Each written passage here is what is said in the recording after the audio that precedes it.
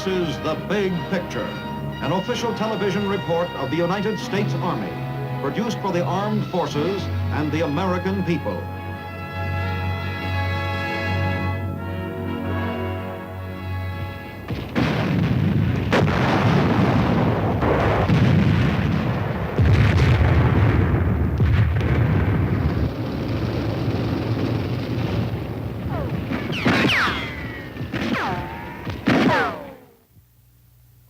Control of the land has been indispensable to victory in war throughout the history of man and his struggles.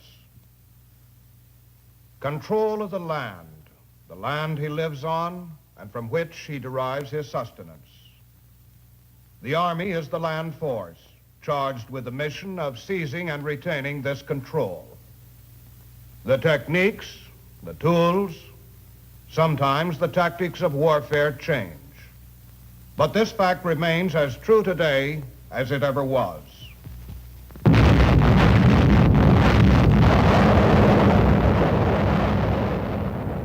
Yes, even today, in the age of the atom, that fact remains.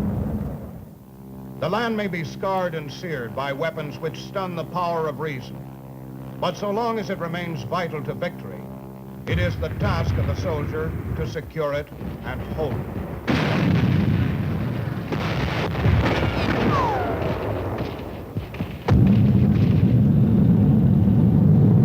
The battlefield of the future, if it exists, may well be an atomic battlefield. That brutal fact has forced upon the Army the absolute necessity of testing both men and tactical concepts under atomic conditions. In nuclear explosions over the last few years, the Army has learned much about the response of the individual soldier.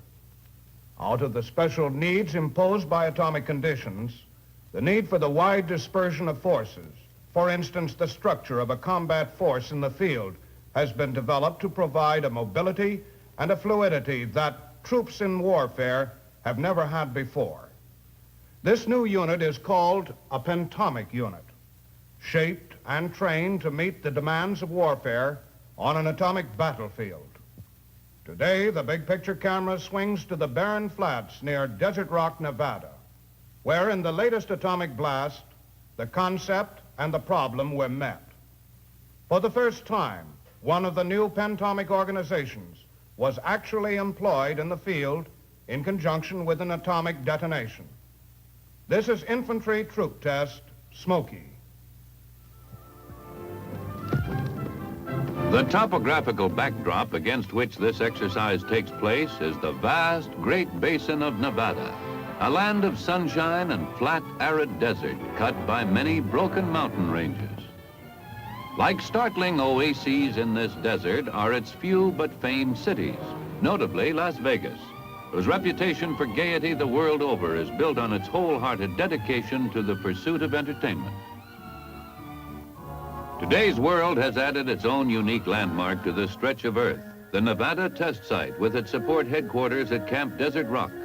The events at this test site over the last several years provide a backdrop also for Troop Test Smoky, for the nuclear explosions conducted here have provided essential information to aid in the development of weapons, methods, and programs to strengthen the defense of the nation and the free world.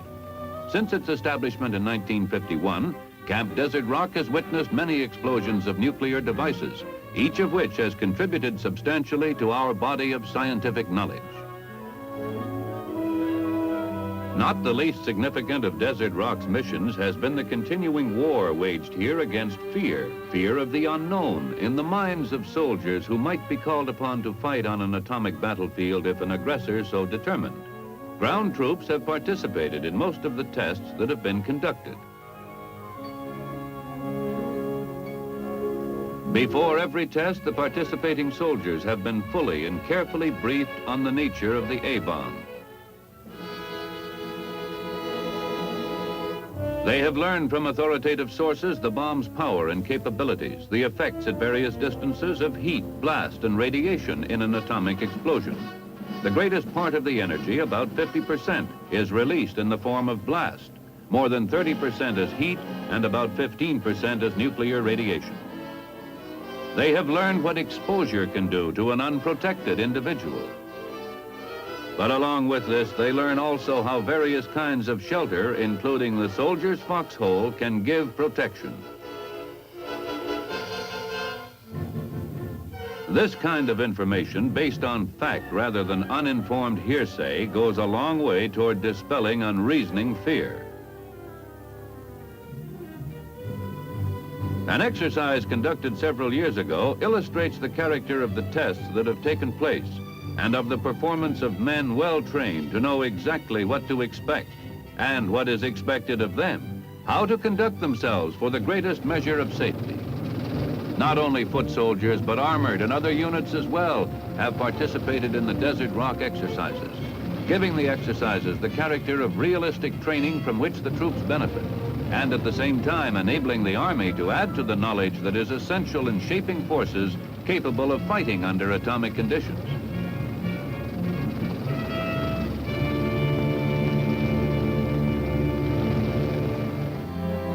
No matter how thorough and careful the briefing, however, in every test yet conducted in these desert flats, an unmistakable tension begins to grow as the final details of the plan are put into operation and the loudspeaker begins its periodic announcements of the time remaining.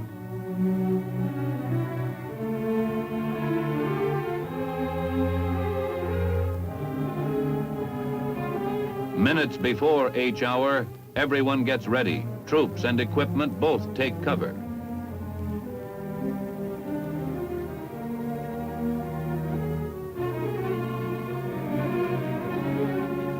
Heavy silence hangs over ground zero, the target area, and the trenches in which the soldiers wait. The only visible marks on the landscape are the items of equipment on which the effect of the blast will be tested. The countdown announces the detonation.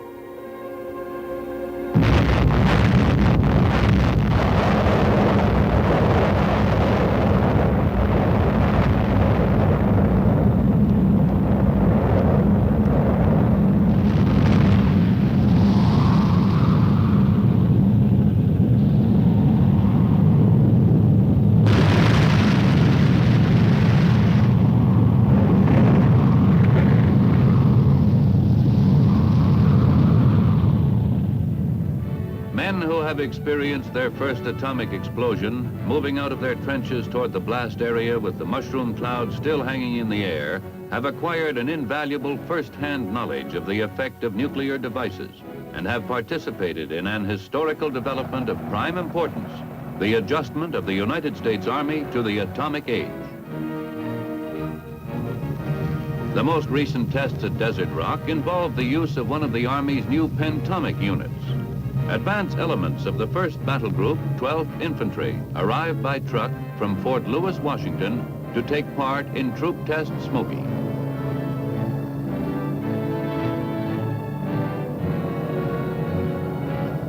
There are 5 battle groups in today's streamlined pentomic division instead of the old 3-regiment structure.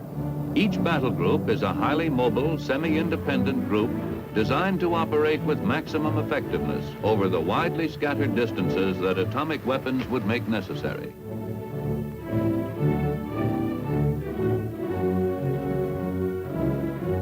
The exercise is a significant mark in the training of the troops of the 1st Battle Group.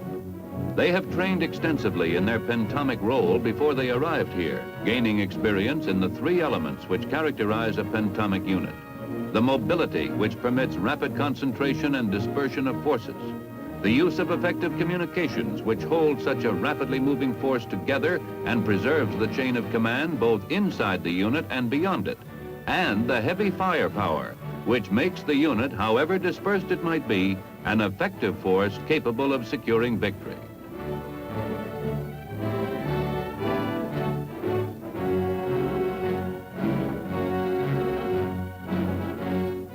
None of the training of these troops has been conducted under actual atomic conditions, however. Now, as they set up in the tent city beneath Desert Rock's blazing sun, they are ready to test their unit under the conditions that created it. Actually, only one of the unit's pentomic characteristics, Its mobile capability will be employed in this exercise.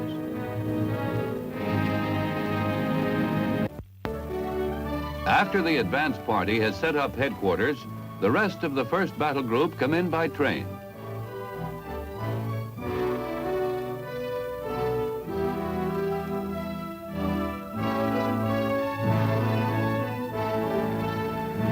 Now, once again, Camp Desert Rock is an active post. In the lulls between atomic tests, the camp is almost a ghost camp with only a skeleton crew stationed here to keep it in operation. With the scheduling of an atomic exercise, however, its tent compounds fill up quickly with participating and support troops. In the days before the blast is scheduled, trained radiological safety called RadSafe troops draw their equipment. These men, whose duty it is to detect and measure radiation and warn of excessive amounts, will be the first to enter the detonation area.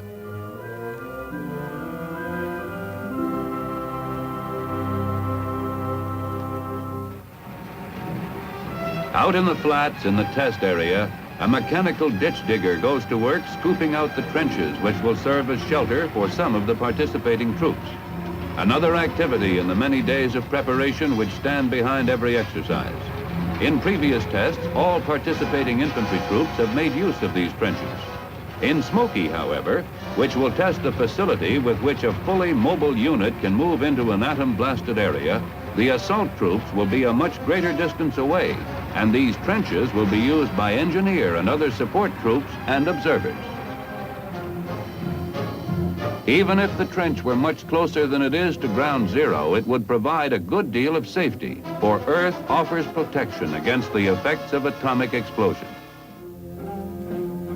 Microwave equipment for television transmission is set up. Television is one of the facilities with which the modern Army is able to maintain a communication system in the field far surpassing the communications of World War II. Functioning as an active and accurate scout, television can relay information visually and immediately to the commander.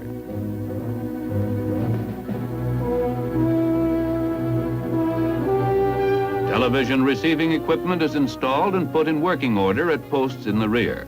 With the aid of the television screen, the commander in the field can gain a knowledge of the terrain, the fighting effectiveness of his forces, and other factors essential to the success of the operation in a way no commander in history has ever had before.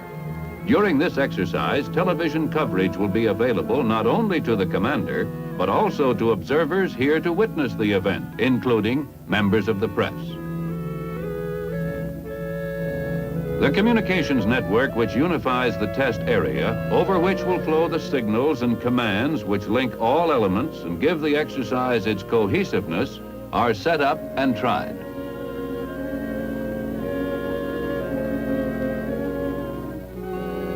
A final check of all points is made.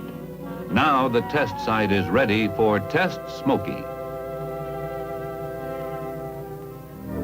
With everything in readiness, there is time for relaxation and enjoyment before the exercise begins. For those who wish to indulge in active sports, the heat is no deterrent.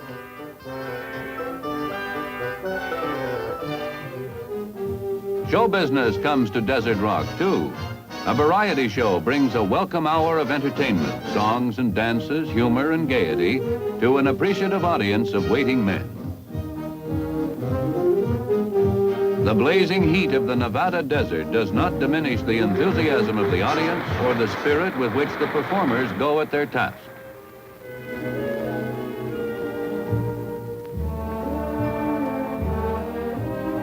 The hot, dry outdoors can even take on the more intimate characteristics of a cozy nightclub.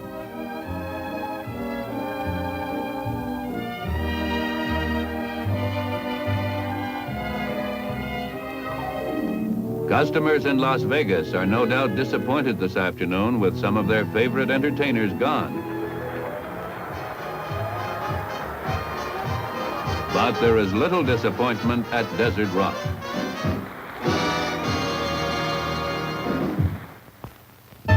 At dusk before the big day, an atmosphere of quiet waiting pervades the tent city. In front of headquarters building, a flashing blue light signals that the test will go off as scheduled. The troops of the 1st Battle Group move out to the test area.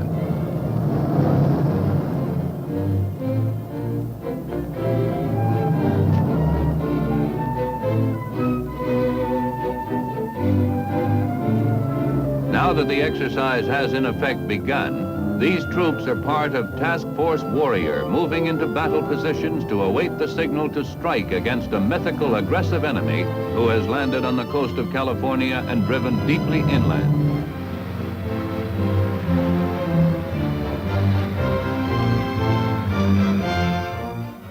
At the assembly area, the troops debark to settle in for the wait that will terminate finally with their advancing into the atom-blasted area. The detonation is scheduled for shortly before dawn.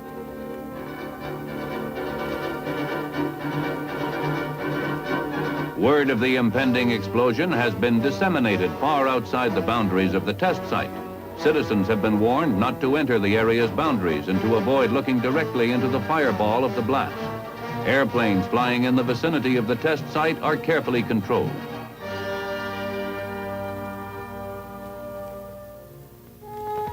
Chow in the growing dusk settling over the flats brings an end to the day. Dusk on the desert is always a reflective time, this one perhaps a bit more than most. A kind of loneliness invades this stretch of desert earth, particularly in the sudden chill of the long night. Everything is ready, but in the minds of men who are about to become part of an awesome experience, fundamental questions remain. What seems to be the trouble, soldier? You look a little bit worried. Well, I am, Chaplain. Just a little bit. Actually, there's no need to be worried, as the Army has taken all of the necessary precautions to see that we're perfectly safe here. Sir, have you ever been out on one of these shots before? Yes, I've had the opportunity to see a number of the atomic tests. I feel that as a chaplain, it is my responsibility to be with my men. What's it like, Chaplain? First of all, one sees a very, very bright light, followed by a shock wave, and then you hear the sound of the blast, and then it seems as though there's a minor earthquake. And then you look up and you see the fireball as it ascends up into the heavens. It contains all of the rich colors of the rainbow, and then as it rises up into the atmosphere, it turns a beautiful pale yellow, and then assembles into the mushroom. It's a wonderful sight to behold. Finally, in the pre-dawn hours before the blast, the observers load on buses back at the camp for the trip to the test area. Observers include members of the press and also representatives of civilian defense organizations. For this test, in addition to contributing to the development of weapons for military defense, is designed also to provide important data contributing to a sound and effective system of civilian defense. The observation area is some 18 miles behind Ground Zero, still near enough for a close-up view of the explosion. And finally, just before dawn, H hour.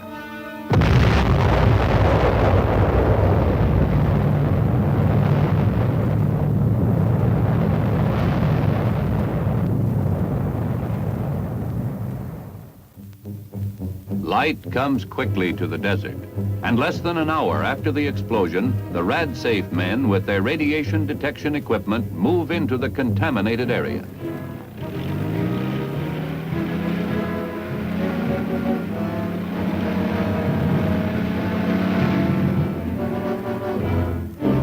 Highly trained in the use of devices that have come with the atomic age, these experts measure the Roentgens in the area to be taken by the assault troops. Roentgen is the unit of measurement used to determine an amount of gamma radiation. They use signs and markers to indicate areas that are safe, as well as those locations that are too highly contaminated.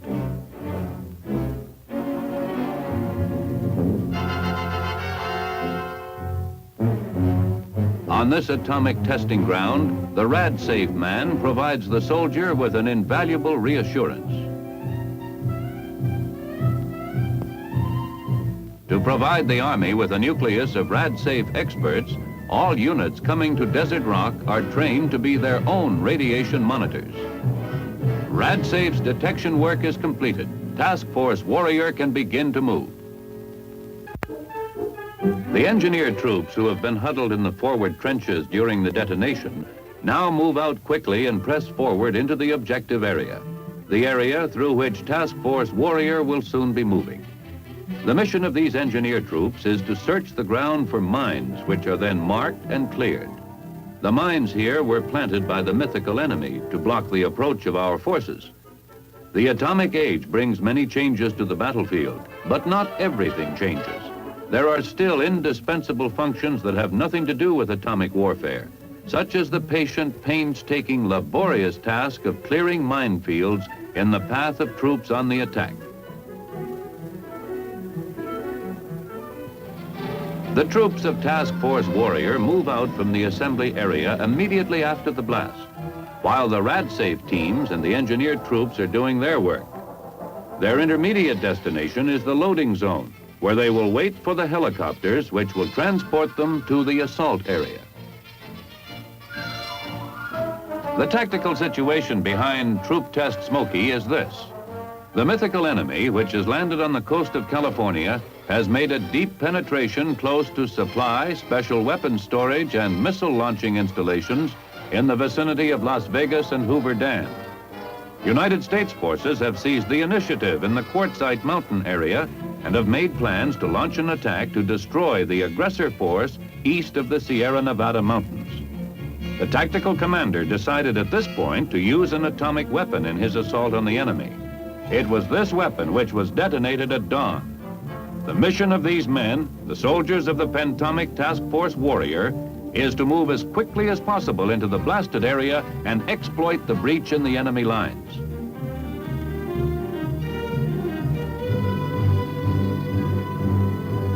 They are now about 5 miles from ground zero. Their airlift into the assault area will begin as soon as the fallout path is determined and the RadSafe monitors have given clearance. They establish a defense perimeter around the loading zone while they wait, for one of the first rules in the field is to dig in whenever there is time to do so.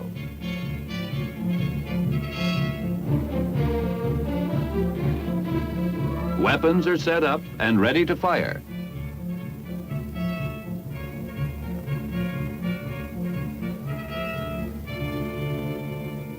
The atomic device exploded had a power yield about twice the power of the bomb dropped on Hiroshima in 1945. And it is presumed the enemy is badly hurt and disorganized. Still, our forces must prepare themselves for any attack, for there is always the possibility that even an enemy blasted by an atomic weapon will be able to get help.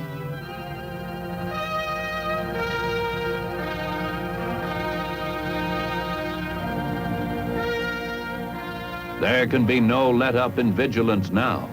On a real battlefield, atomic or not, such an error might be fatal.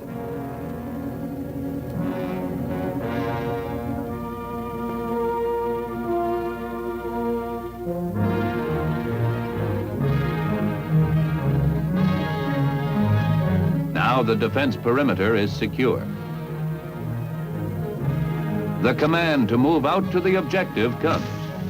The final stage of the exercise is signaled by the smoke pots of the Pathfinders, another new group of technicians brought into being by the Pentomic Army. These are the men who guide to their designated landing zones the helicopters which will carry the assault troops to their objective. This is the part of the exercise that is being tested for the first time on these desert flats, where so many other factors relating to the performance of men and equipment under atomic conditions have been established. The ability of a pentomic unit to move quickly and exploit an atomic assault before the enemy has an opportunity to rally his defenses.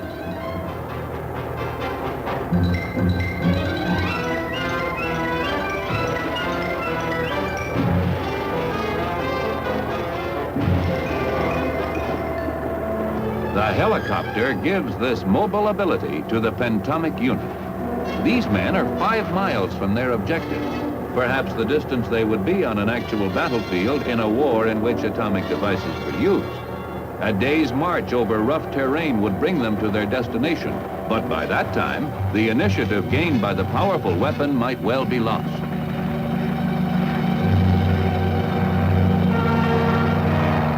Flight after flight of helicopters take off.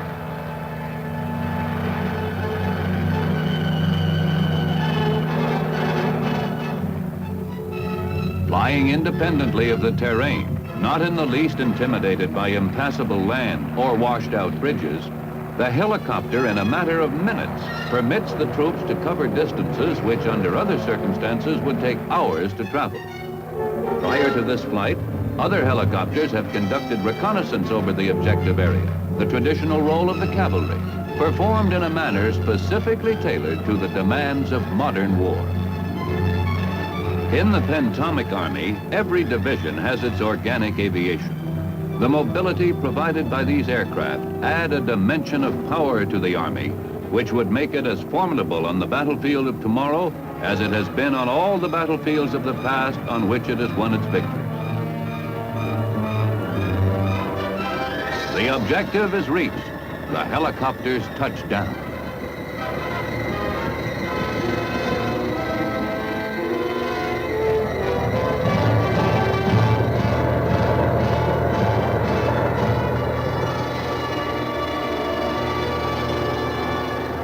The men, fresh and ready for battle, rush out and press forward. It might be that atomic weapons will never be employed on any battlefield on which our men will fight. But if they are, our Army must be no less prepared to make the necessary adjustments to the situation and to win the battle than it was with the introduction of the machine gun, the repeating rifle, the heavy cannon, and the tank. What have these men of Task Force Warrior proved? They have shown that it is possible for soldiers to use the atom as they have used every weapon before it to achieve victory. They are veterans now of the atomic age. They are pioneers. But more than that, they are the proud demonstrators of the truth that the land, so vital to victory now as ever, can still be won by determined men, whatever the circumstances. Control of the land was indispensable to victory in the time of America's Revolutionary War. It will be indispensable on the atomic battlefield that tomorrow may force upon us. It is the obligation of the Army to be prepared to seize and keep that control, despite changes in warfare, weapons, and techniques, however spectacular. Now this is Sergeant Stuart Queen, inviting you to be with us again next week for another look at your Army in action on The Big Picture. The Big Picture is an official television report for the armed forces and the American people. Produced by the Army Pictorial Center. Presented by the United States Army in cooperation with this station.